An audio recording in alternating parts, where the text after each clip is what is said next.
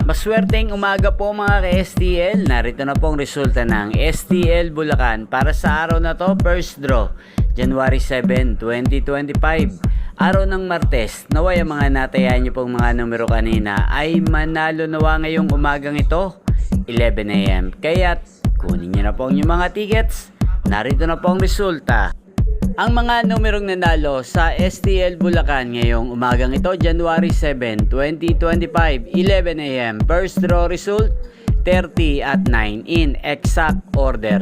Sa lahat po ng tumaya kanina sa STL Bulacan para sa first draw ng 30 at 9, congrats po sa inyo. Panalo po kayo. Again, 30 at 9. At ngayong umagang ito sa STL Bulacan, atin pong i-shoutout si Kuya Kiko na laging nanonood sa channel na to. Shoutout po sa iyo Kuya Kiko ng Bulacan.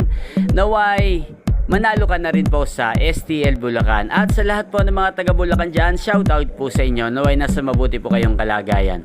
Inyo pong napanood ang resulta ng STL Bulacan sa channel na to, Roderick Hernandez TV.